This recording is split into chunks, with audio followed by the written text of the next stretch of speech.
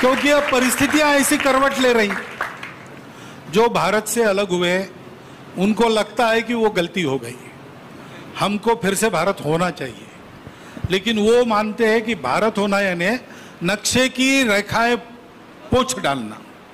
ऐसा नहीं है, केवल उससे नहीं होगा। भारत होना यानी भारत के स्वभाव को स्वीकार करना। वो स्वभाव मंजूर नहीं था, इसलिए भारत का विखंडन हुआ है। वो स्वभाव जब आ जाएगा तब कुछ बदलना नहीं पड़ेगा, सारा भारत एक हो जाएगा।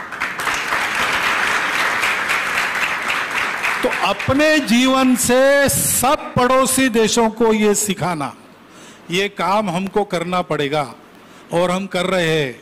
हम मालदीव को पानी पहुंचाते हैं, श्रीलंका को पैसा पहुंचाते हैं, नेपाल में भूचाल में मदद पहुंचाते हैं, बांग्लादेश को मदद, सबको मदद कर रहे हैं और ये बताकर कर रहे हैं।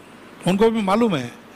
सार्क का अध्यक्ष बनते समय प्रेमदासा का भाषण मैंने सुना है, वो 1992 की बात है, 92-93 की।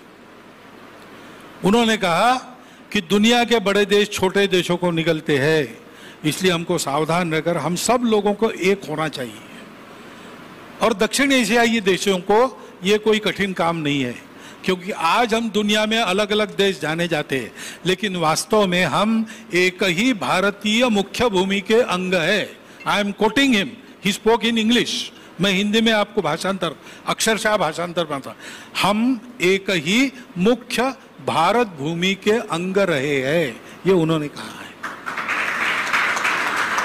तो ये अंगांगी भाव उत्पन्न हो जाए, भारत मेरी माता है, मैं उसका भक्त हूं, हमारे पूर्वज समान है ही, और हमारी वैल्यूज जिसके आधार पर संस्कृति बनती है वो सर्वत्र समान है। इसमें कहीं भी कोई मतभेद नहीं है। केवल स्वार्थ, कट्टरपन, अलगाव ये छोड़ना पड़ेगा। ये छोड़ेंगे तो सत्य तो सबके सामने है। आंखें हमने मूंद ली है, हम आंखें खोलेंगे सबको पता चलेगा। आंखें खोलने के लिए प्रेम से आवाज देना, सेवा करना, ये करना पड़ेगा, वो हम करेंगे। तो ये मैंने जैसा बताया, आपके बूढ़े रिटायर होने के पहले आपको दिख जाएगा।